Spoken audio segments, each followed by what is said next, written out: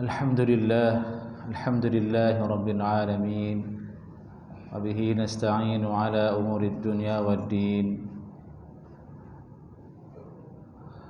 Allahumma salli ala Muhammad wa ala ali Muhammad kama sallaita ala Ibrahim wa ala ali Ibrahim wa barik ala Muhammad wa ala ali Muhammad kama barakta ala Ibrahim wa ala ali Ibrahim innaka Hamidum Majid.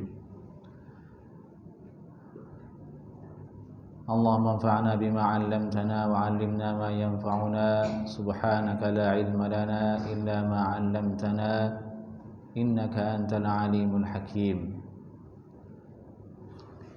Amma ba'du, babu ma jaa fi man nazala biqaumin fala yasumu illa biidznihim. Ini adalah lanjutan dari kajian kita berikutnya, yaitu bab ma jaa fi man nazala biqaumin fala yasumu illa biidznihim.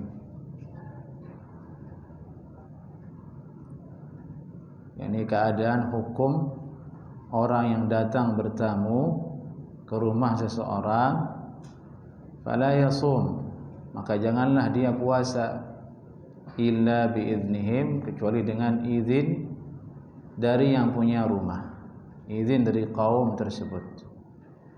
Ini perkataan dari Imam At-Tirmidzi rahimahullahu taala. Berarti ini adalah bahasan tentang adab yang masih ada hubungannya dengan berpuasa, di mana beliau menegaskan di sini orang yang datang bertamu, nazala biqaumin, datang bertamu menginap di rumah orang tersebut, maka adabnya adalah jangan dia berpuasa illa biidznihim, kecuali dengan izin dari yang punya rumah. Dan ini ada kaitannya dengan hadis sebelumnya, yaitu masalah dilarangnya perempuan berpuasa kecuali atas izin dari suaminya. Jadi ada juga adab selain atas istri, yaitu tamu. Adabnya adalah tidak berpuasa kecuali dengan izin yang punya rumah.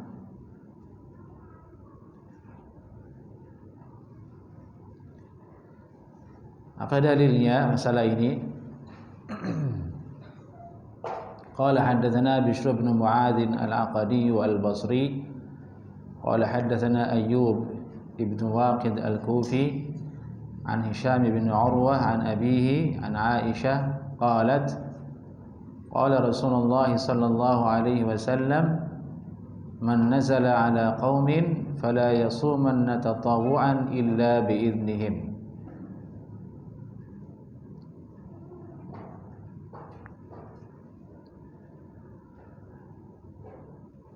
Hadis ini secara sanad dihukumi dhaif oleh para ulama dan termasuk juga oleh Imam At-Tirmidzi rahimahullahu taala. Dari itu beliau berkata di situ, wa hadza haditsun dhaifun aidha, dan ini adalah hadis yang dhaif juga. Di antara penyebab dhaifnya hadis ini, di sanadnya terdapat rawi, yaitu Ayyub bin Waqid al-Kufi Abul Hasan, atau disebut dengan Abu Sahal Sakan al-Basrah, yang dulu tinggal di negeri Basrah. Dinilai oleh ulama hadis jarh wa ta'dil matruk. Ulama hadis yang periwayatannya matruk ditinggalkan, tidak boleh diambil karena tidak layak untuk diambil riwayatnya.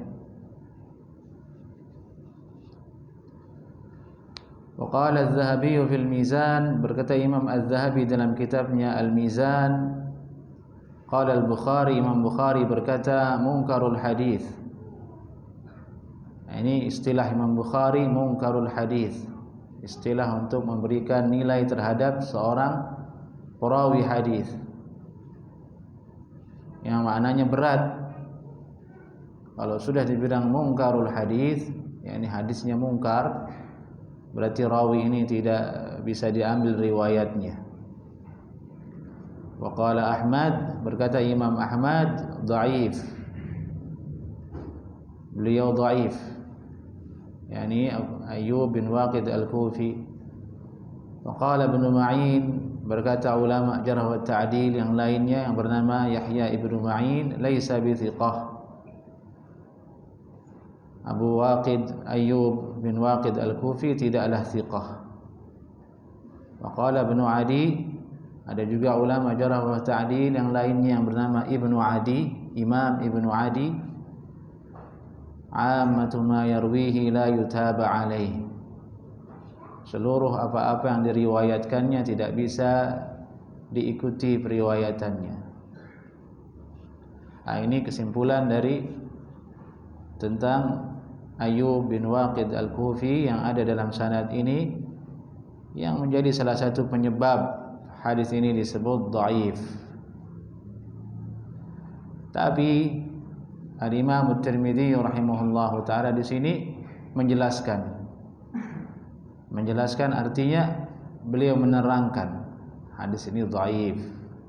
Tidak dibiarkan begitu saja setelah beliau riwayatkan, tapi beliau jelaskan. Dan ini adalah salah satu manhaj dan metode ulama ahlus sunnah, ahlul hadis. Jika hadis itu dhaif, agar tidak menjadi syubhat untuk orang awam, mereka tidak diam, mereka menjelaskannya. Hadisnya dhaif meskipun beliau sendiri meriwayatkannya dengan sanad. Karena pada dasarnya menurut sebagian ulama tidak boleh kita riwayatkan hadis yang dhaif, yang lemah, apalagi yang riwayatnya sangat lemah, kecuali dengan disertai penjelasan statusnya dia adalah lemah, agar orang awam tidak terkecoh sehingga dia menisbatkan isi hadis itu kepada baginda Rasulullah sallallahu alaihi wasallam, padahal secara ilmiah tidak bisa dibuktikan itu berasal dari baginda Rasulullah sallallahu alaihi wasallam. Maka khawatir dengan hal seperti itu akan masuk ke dalam al-kadzib, berdusta atas nama Nabi sallallahu alaihi wasallam, yang ancamannya sudah jelas. Man kadzaba alayya muta'ammidan falyatabawa maq'adahu minan nar. Siapa saja yang berdusta atasku dengan sengaja, maka hendaklah dia siapkan tempatnya di neraka. Al-Imam At-Tirmidzi rahimahullahu taala mendatangkan hadis ini, meriwayatkan dalam sunannya untuk menguatkan apa yang beliau berikan tadi statement di awal, di judul, fi man nazala biqaumin fala yasumu illa biidnihim. Janganlah dia puasa kecuali atas izin dari yang punya rumah. Yani meskipun hadis ini dhaif, tapi karena bahasanya masuk ke dalam adab, masuk ke dalam akhlak, masuk ke dalam etika, tidak terkait dengan hukum halal dan haram, yang yutasamah fihi, yani mereka agak longgar di dalamnya. Dari itu kemudian ulama menjelaskan sebab dilarangnya seseorang berpuasa kecuali atas izin dari yang punya rumah, li'annahu min adabid dhaif an yuti'al mudhif, fa idza khalaf faqad taraka al-adab. Karena bagian dari adab tamu itu ialah menaati orang yang punya rumah, sahibul bait. Fa idza khalaf faqad tarakal adab. Kalau dia menyelisihinya, maka dia meninggalkan adab yang baik. Dari sisi ini, dari dia bagian dari adab.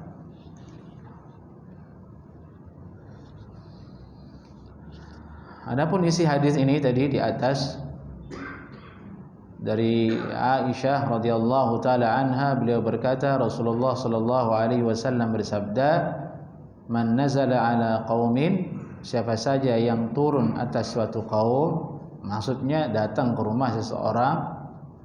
Kaum itu tidak mesti artinya banyak orang, bisa juga artinya satu orang, disebut qaumun.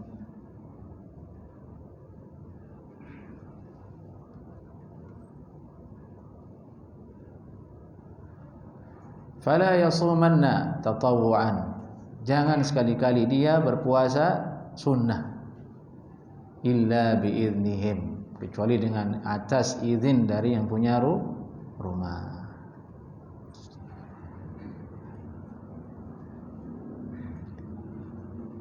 Ulama mengatakan li'alla yataharraju bisawmih, supaya yang punya rumah tidak menjadi repot dengan si tamu yang puasa ini. Tidak enak yang punya rumah mau nyiapkan ini, nyiapkan itu, memberatkan yang punya rumah. Apalagi kalau nanti waktunya berbuka, lebih berat lagi. Tamu kita puasa ini, sibuk nyari gorengan, sibuk nyari ini, untuk si tamu yang puasa sunnah. Jadi ya sudah nampak hikmah dan maksud dari hadis ini, meskipun dia dhaif, dia mengajarkan kita adab, etika. Tamu itu menurut ulama fikih jamaah, waktunya ada 3 malam menginap di rumah kita, itu namanya tamu dhaif. Kalau yang cuma 1 jam, 2 jam, itu orang ziarah namanya. Orang datang berkunjung ziarah. Untuk tamu lebih khusus lagi maknanya kata ulama. Dari itu ada hukum-hukumnya. Itu orang yang menginap di rumah kita. Ketika dia datang, menelpon ke kita, "Assalamualaikum Pak, saya mau datang ke rumah antum. Rencananya saya mau tinggal di Bekasi selama seminggu. Saya mau namu ke antum." Ya sudah, diterima. Tapi haknya 3 malam kata ulama. Kalau lebih dari 3 malam dia menginap, silahkan suruh cari hotel. Silahkan cari hotel. Itu batasannya dalam syariat. Meskipun berbuat baik itu dianjurkan, tapi ternyata syariat kita juga menimbang kemaslahatan supaya tidak kebablasan. Keasyikan dia bertamu sudah seminggu, sudah 2 minggu di rumah orang, ini bukan bertamu lagi namanya. Nyari perkara kan begitu.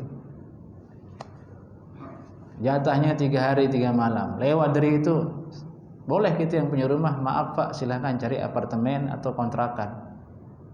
Sudah lebih masanya.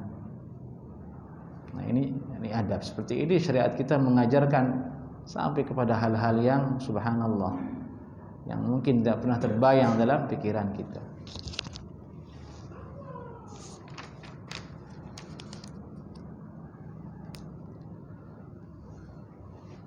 Baik. Kemudian kita lompat ke bahasan berikutnya, karena setelah hadis ini bab berikutnya itu adalah tentang babu ma jaa fil i'tikaf, pembahasan tentang i'tikaf. Ini i'tikaf di bulan Ramadan karena dia masih dalam kitabus shaum. Kita lanjut ke hadis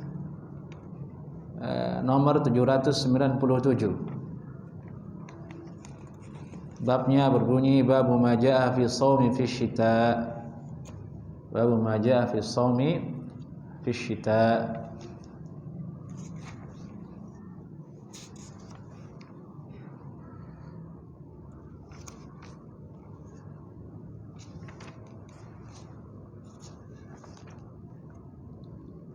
Ya, 2 bab, dan setelah 2 bab dari bab yang tadi.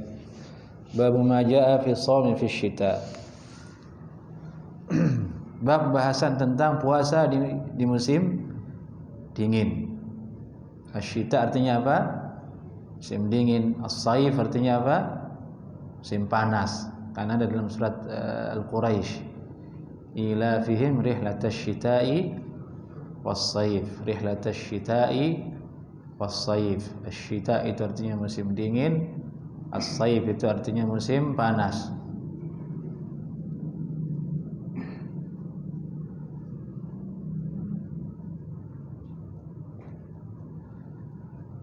Yang ini sekarang dibahas di sini tentang bagaimana keutamaan atau keuntungan apa yang ada di musim dingin kalau kita berpuasa. Qala haddatsana Muhammad bin Bashar qala haddatsana Yahya bin Sa'id qala haddatsana Sufyan an Abi Ishaq an Numair bin Urayb an Amir bin Mas'ud an Nabi sallallahu alaihi wasallam qala al-ghanimatul baridatu as-sawmu fi syita'. Ini hadis dari Rasulullah Amir bin Mas'ud radhiyallahu taala anhu. Imam Ibn Hibban rahimahullahu taala zakara anna lahu suhbah, menyebutkan bahwasanya Amir bin Mas'ud masuk ke level sahabat, yakni pernah berjumpa dengan Rasulullah sallallahu alaihi wasallam. Wa ghairuhu fi tabi'in, sebagian ulama lainnya lagi mengatakan Amir bin Mas'ud ini tidak pernah bertemu dengan Nabi, tapi dia masuk ke dalam jajaran, masuk ke dalam lingkup kalangan tabi'in. Jadi diperselisihkan. Jadi, dan ini sebagai faedah ilmiah, memang ada beberapa tokoh yang ada dalam riwayat hadis itu diperselisihkan, apakah dia memiliki status sebagai sahabat ataukah hanya sekedar tabi'in. Dan itu dikembalikan kepada keputusan ahli ilmu yang kompeten di dalamnya, yaitu ulama-ulama jarah wa ta'dil. Kita hanya ngikut, kita enggak punya guru dalam masalah ini. Kalau ulama dia punya guru, dia bertanya ke guru sebelumnya yang lebih sepuh dan bertemu dengan orang-orang sepuh dulunya, bagaimana dengan fulan, dia sahabat atau bukan? Kata guru saya dia bukan sahabat. Ya, kalau kita tidak ada, jadi kita ngikut. Ini Ibnu Hibban mengatakan Amir bin Mas'ud lahu suhbah, memiliki kriteria sebagai seorang sahabat. Ini pernah bertemu dengan sahabat. Yang lainnya mengatakan dia masuk ke dalam kelompok jajaran ulama tabi'in.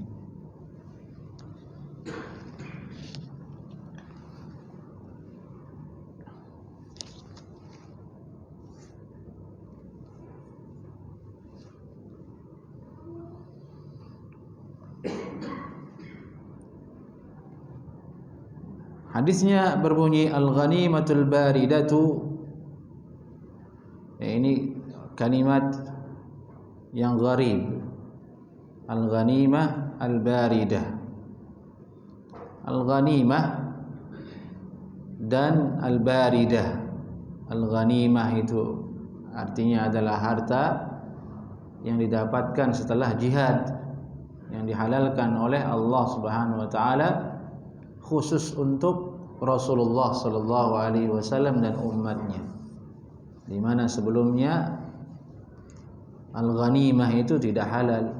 Dan itu Nabi bersabda, wa uhillat liyal ghanaim, dan dihalalkan untukku ghanimah, yaitu harta yang didapatkan oleh kaum muslimin setelah mereka perang jihad melawan orang kafir.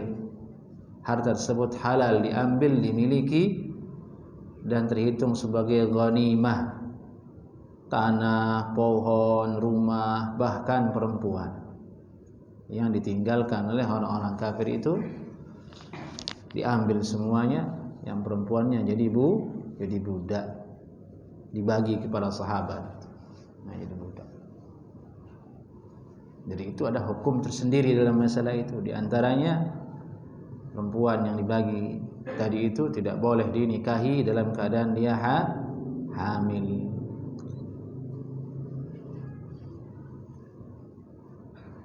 Lah ini kalau didengar sama orang liberal hari ini, waduh, dinaikkan ke media ini, langsung naik tagarnya di Twitter, di sosmed. Wah, ini agama kadrun katanya. Wala'iyadzubillah min dzalik. Ini zaman-zaman kita diuji akidah dan kesabaran kita dengan tingkah laku oknum-oknum yang terang-terangan menolak Islam, menjelek-jelekkan syariat Allah Subhanahu wa taala, dan dibiarkan, tidak ada kekuatan yang bisa menahannya. Hanya bisa mengeluh di status saja. Sekarang kita mengeluh, besok muncul lagi kasus terus. Nah, nasallallahu al-afiyah.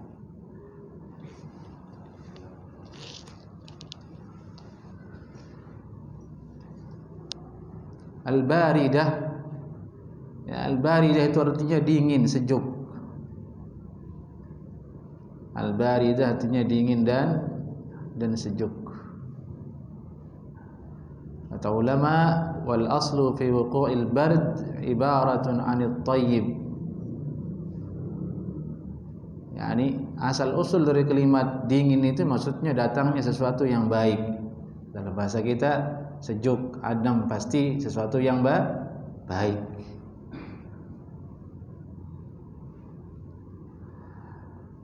Kalau dikaitkan kemudian makna dingin tadi itu ke kalimat al-ghanimah, maka mungkin artinya secara makna adalah rezeki nomplok dalam bahasa Indonesia. Ya, ini rezeki nomplok artinya kan tidak perlu susah payah untuk mendapatkannya, tiba-tiba dia datang ke kita. Kan begitu. Alhamdulillah, rezeki nomplok katanya. Tidak perlu susah dicari. Itulah maksud kira-kira dari al-ghanimatul baridah. Ya kalau diartikan secara harfiah mah susah. Dari itu kita katakan di awal tadi dia termasuk kalimat yang gharib. Dan itu ada kajian khususnya dalam ilmu hadis, ikhwah, tentang masalah gharibul hadis, kalimat-kalimat yang langka, yang butuh penjelasan serius untuk dipahami maknanya. Sampai-sampai ditulis kamus seperti karangan Al-Imam Ibnul Athir rahimahullahu taala dalam kitabnya Gharibul Hadis, karangan Imam Ibnul Athir. Al-Qur'an juga ada kalimat-kalimat yang gharib, yang tidak mudah untuk dimaknakan, harus dengan dijelaskan dan merujuk kepada perkataan ulama tafsir tentang kalimat tersebut. Dibuat juga itu gharibul ayat, ayat-ayat kalimatnya yang gharib, yang langka, yang sukar untuk dipahami. Ada kitabnya Al-Gharib Al-Asbahani rahimahullahu taala.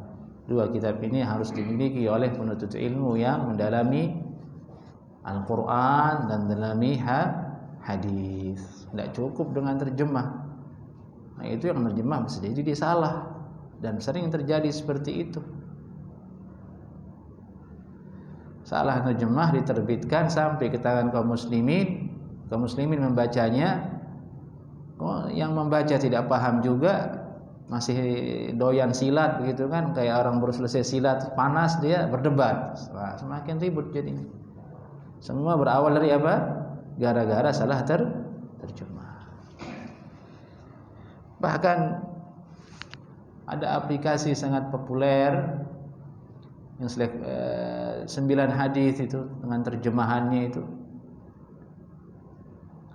Pernah dengan beberapa asatidz lainnya kita kritisi terjemahannya yang ngawur, dan itu banyak beberapa hadis yang dia salah menerjemahkannya, dan telah kita sampaikan kepada pemilik proyek tersebut.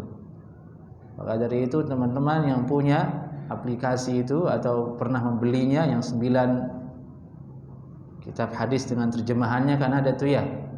Nah, itu perlu bertanya kembali kepada ustadz atau kepada ahli ilmu kalau ragu dengan makna hadis tersebut. Jangan langsung copy paste kemudian untuk berdalil. Jangan, sabar dulu, jangan tergesa-gesa.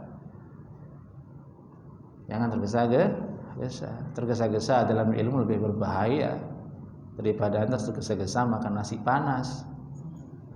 Makan nasi panas, minum, selesai. Ilmu tergesa-gesa bahaya. Berbahaya. Harus hati-hati. Harus dengan hati-hati.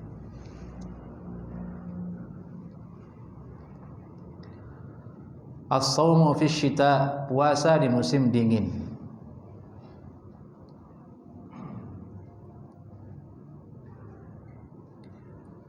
Dikatakan puasa sebagai al-ghanimatul baridah di musim dingin liwujudits thawabi bila ta'abin katsir.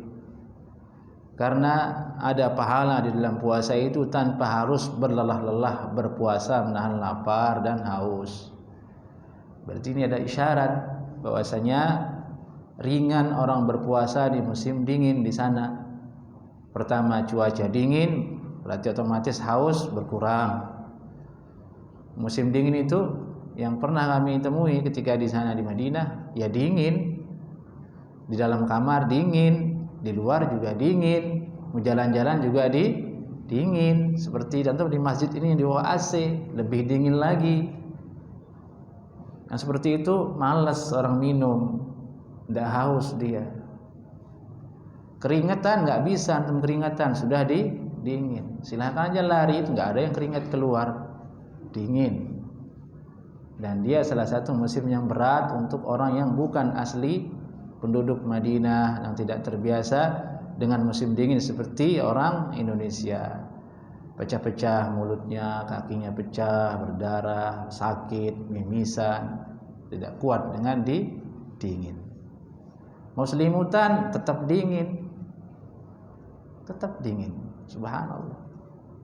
Ini itu yang pertama. Yang kedua, karena ketika musim dingin itu siang itu pendek. Harus sekarang subuh, tahu-tahunya udah zuhur. Duduk-duduk asar, duduk-duduk maghrib.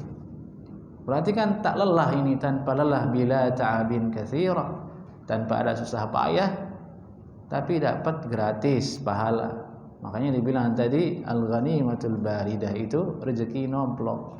Ini benar pahala dari Allah Subhanahu wa taala. Di kita di Indonesia bagaimana jemaah? Kapan waktunya siang lebih pendek? Enggak tahu, kayaknya sama semua kayaknya. Tapi alhamdulillah di kita juga musim-musim ini nih musim-musim dingin ya, musim sejuk lah istilahnya, tidak terlalu panas. Bisa kita gunakan untuk berpuasa. Mungkin kita bisa cari waktu-waktu yang kita sedang libur, yang tidak berat kita untuk bekerja, kita gunakan untuk berpuasa. Atau mau ke puncak nginap seminggu, puasa di situ, kan sejuk, tidak capek, hanya duduk-duduk. Pahala berlimpah. Nah, seperti ini kita dianjurkan oleh Nabi kita sallallahu alaihi wasallam. Ini rajin-rajin ibadah. Baik. Terus Imam Tirmidzi rahimahullahu taala beliau berkata, qala Abu Isa hadza haditsun mursal. Ini hadis yang mursal. Amir bin Mas'ud lam yudrik an-nabi sallallahu alaihi wasallam. Oh, Imam Tirmidzi di sini ternyata berpendapat bahwasanya Amir bin Mas'ud yang tadi kita bahas lam yudrikin nabi, tidak pernah berjumpa dengan Nabi sallallahu alaihi wasallam. Kalau begitu dia bukan sahabat. Kalau begitu dia tabi'in. Tabi'in kalau berkata saya dengar Nabi sallallahu alaihi wasallam, itu disebut dengan hadis mursal. Nah, ini dia faedah hadisiyah yang ada di dalam hadis ini. Beliau melanjutkan wa huwa walidu Ibrahim bin Amir al-Qurashi alladhi rawa anhu Syu'bah wa Thawri. Ya, ini tentang siapa namanya?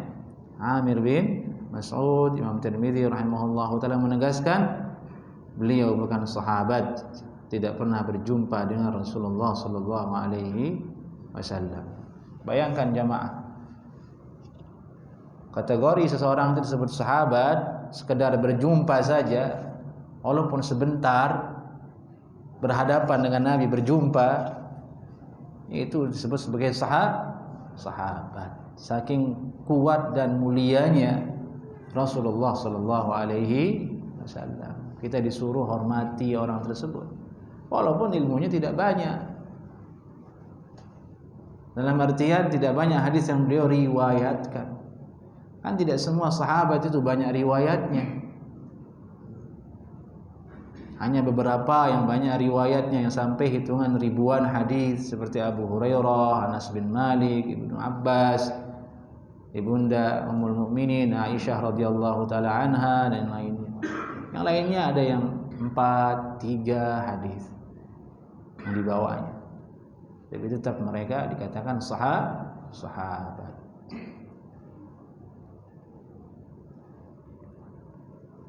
Baik. Kita lanjut ke hadis berikutnya. Babu ma jaa wa 'alal ladzina yutiquna. Bab pembahasan tentang firman Allah Subhanahu wa taala yang berbunyi wa 'alal ladzina yutiqunahu fidyatun ta'amu miskin. Itu firman Allah dalam surah Al-Baqarah 184.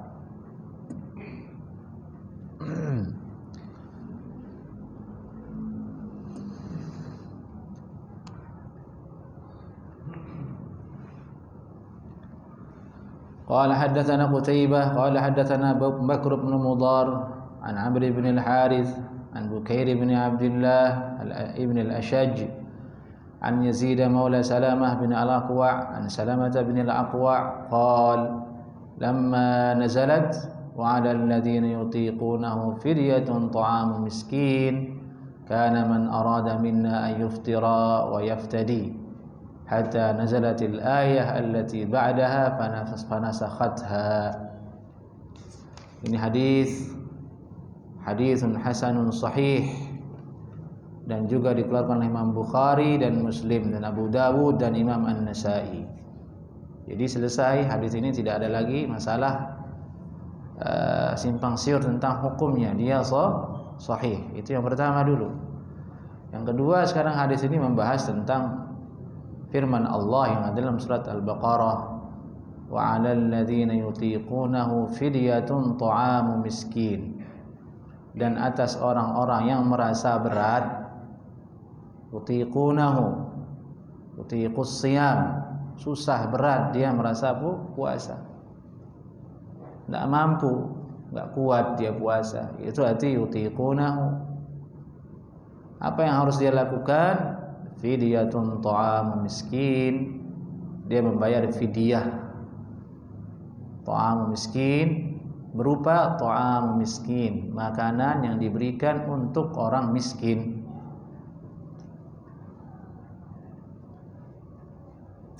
Nah, ini ayat, menurut hadis ini, kana man arada minna an yuftir wa yaftadi. Ketika ayat ini turun dulu, di antara kami mereka tidak wajib berpuasa.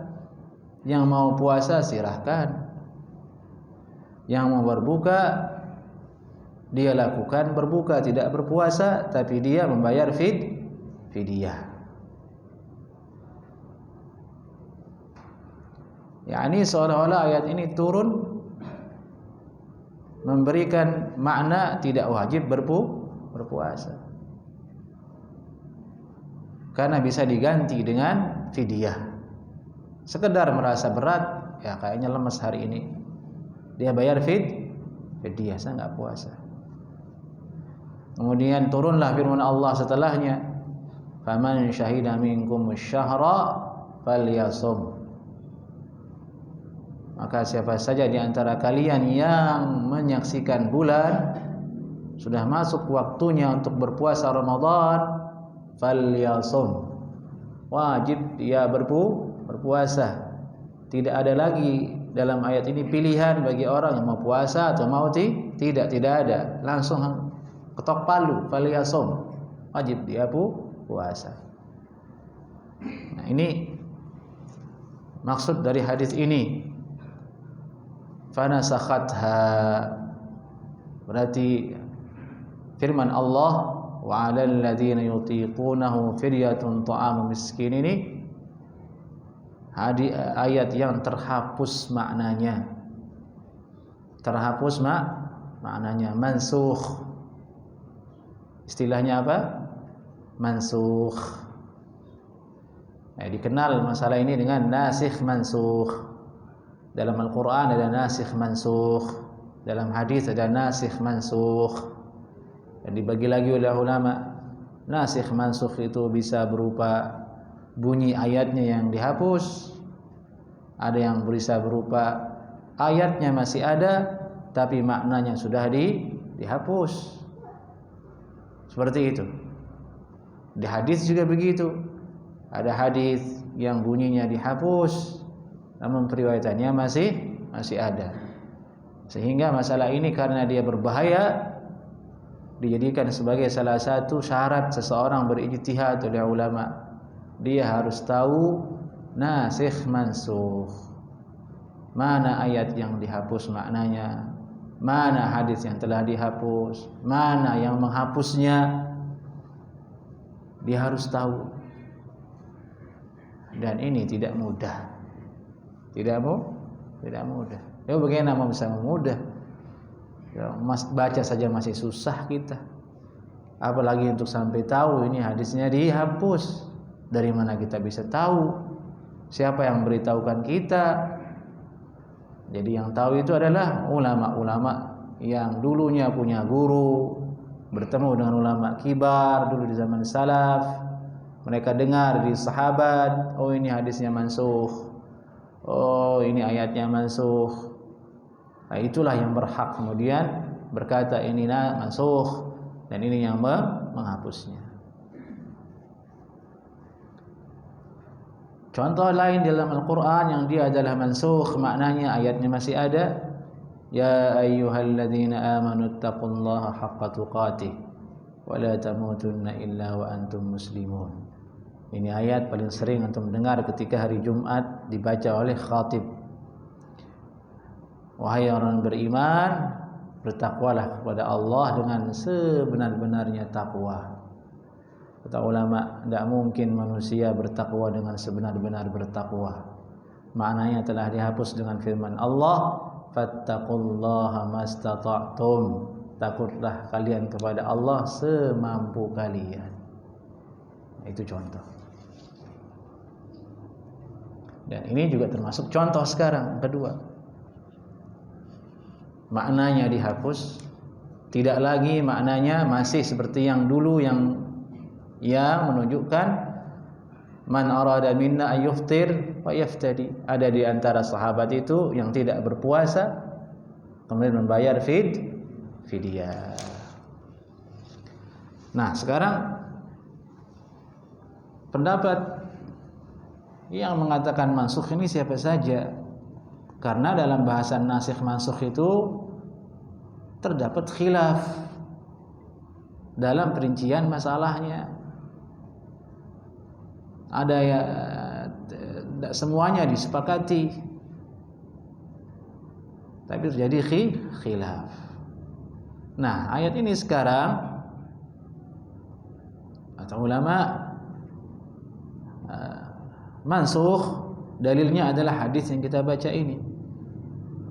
Wa hadzal hadits dalilun sharih ala anna qawluhu ta'ala wa 'alal ladzina yutiqunahu mansukh wa huwa al-qaulul jumhur wa huwa al-haq. Hadis ini adalah dalil yang sangat nyata dan jelas menunjukkan atas bahwa sesungguhnya firman Allah yang berbunyi wa 'alal ladzina yutiqunahu tadi itu mansukh, dihapus maknanya, terhapus, tidak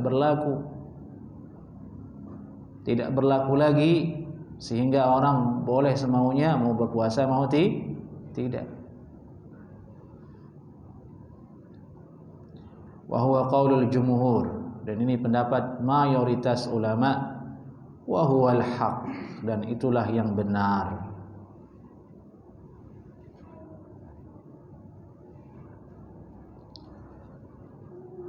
Di antara perkara yang menunjukkan dia benar adalah sarahatu ma rawahu al-Bukhari fi sahihihi an Ibnu Umar, yakni keterangan jelas dari Abdullah bin Umar yang diriwayatkan oleh Imam Bukhari rahimahullahu taala. Abdullah bin Umar pernah membaca firman Allah, wa 'alal ladzina yutiqunahu fidyatun ta'amu miskin qal hiya mansukhah. Abdullah bin Umar setelah membaca ayat ini berkata, dia mansukh. Itu sudah azan. Silakan.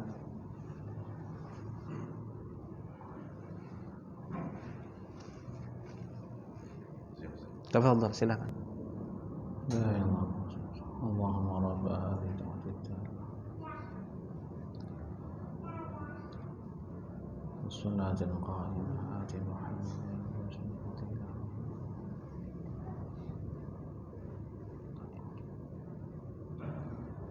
Kemudian bukan hanya riwayat dari Abdullah bin Umar yang menjelaskan secara jelas bahwasanya ayat ini mansukh, tapi juga ada riwayat dari Salamah, ada juga riwayat dari Ibnu Abi Layla, sebagaimana yang disebutkan oleh Al-Hafiz Ibnu Hajar rahimahullahu taala dalam kitabnya Fathul Bari. Beliau berkata, wattafaqat hadhihi al-akhbar, yani riwayat Salamah wa Ibnu Umar wa Ibnu Abi Layla ala anna qawlahu ta'ala wa 'alal ladzina yutiqunahu fidyatun mansukh.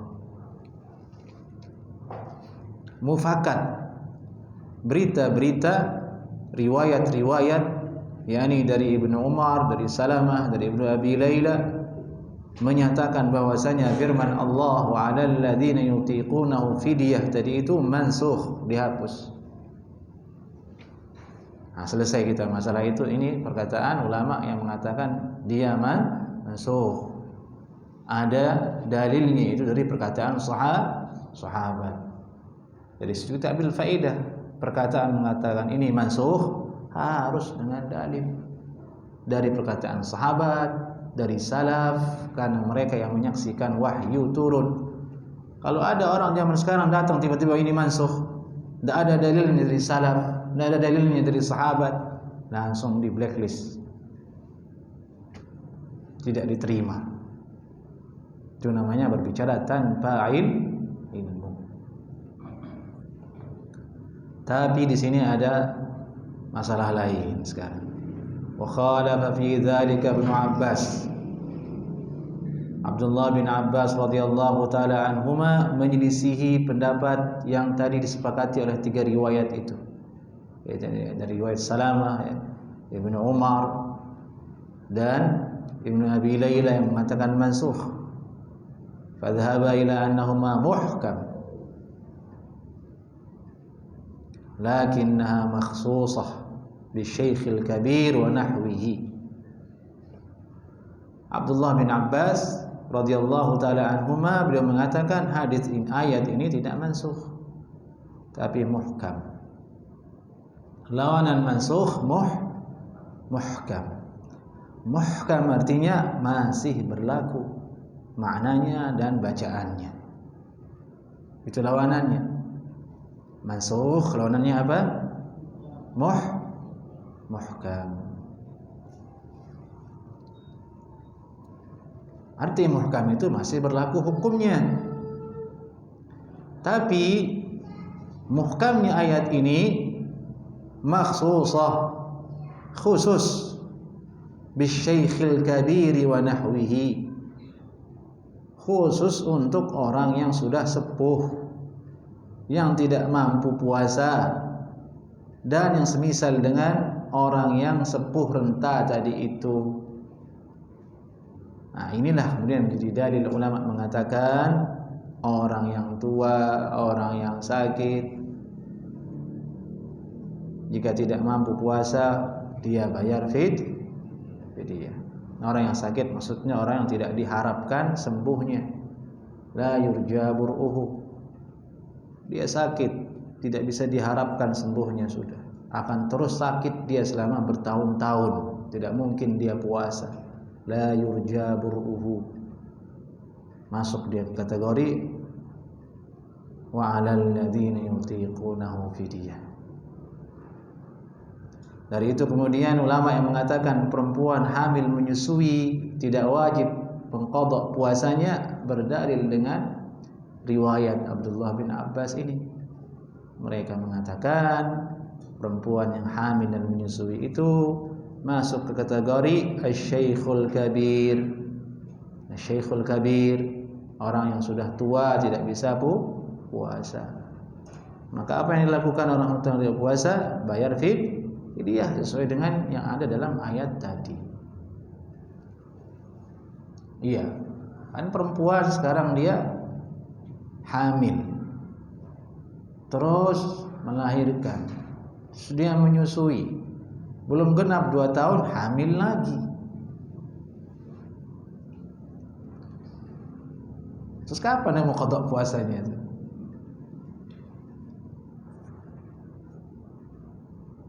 Hamil yang kedua itu dia nggak puasa tentunya kan, ampun. Melahirkan lagi, menyusui, hamil lagi.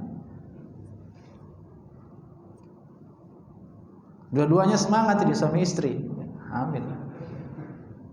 Sampai bertahun-tahun seperti itu. Nah, inilah yang sering difatwakan. Ini maksudnya cara pendalilannya ulama yang memfatwakan perempuan hamil menyusui itu tidak wajib qadha, dia bayar fidyah atas dasar firman Allah, wa 'alal ladzina yutiqunahu fidyatun ta'amu miskin. Karena Abdullah bin Abbas menafsirkan asy-syaikhul kabir maksudnya dalam ayat ini dan ayatnya muhkam. Begitu cara pendalilannya dari fatwa yang antum terima itu. Tapi fatwa ini menyelisihi fatwa jumhur ulama. Kalau jumhur ulama fiqih dari kalangan Syafi'iyah, Al-Hanabilah, bahkan Al-Malikiyah mengatakan wajib dia qadha. Wajib dia qadha. Bagaimana qadhanya? Ya terserah. Mungkin selang-seling ketika dia menyusui dia qadha. Sehari puasa, besok tidak puasa. Begitu. Tapi kalau sudah kedung, yang diterima fatwanya adalah biar fidyah, ya sudah. Silakan ikuti mana yang diyakini masing-masing benar. Dan biasanya yang diambil yang paling mudah, bayar fidyah. Nah, ini sebenarnya jadi muskilah juga, jadi masalah juga karena lama-lama perempuan jadinya malas berpuasa. Karena pada dasarnya dia wajib puasa. Tidak ada yang mengeluarkan dia secara jelas dalil dari Al-Quran untuk boleh tidak puasa. Wajib dia puasa. Pada dasarnya perempuan yang hamil dan menyusui itu, dia dikatakan ada uzur tidak puasa kalau sedang tidak kuat. Kalau kuat puasa, mana dalilnya mengatakan boleh tidak puasa? Tidak ada. Tidak ada uzur. Dia boleh tidak puasa kalau ada uzur. Uzurnya adalah hamil menyusui. Itu kadang ada juga perempuan yang kuat berpuasa meskipun hamil atau menyusui. Begitu. Jadi yang hati-hati adalah usahakan diqadha dulu si perempuan tersebut. Manjanya dibuang dulu. Ini wajib loh, Bu. Jangan manja dulu deh. Ntar malam manja-manjanya, siang jangan. Kamu puasa aja. Ya kadang kan begitu. Dia karena terlalu manja akhirnya puasa aja malas. Padahal kewajiban dia sebagai perempuan.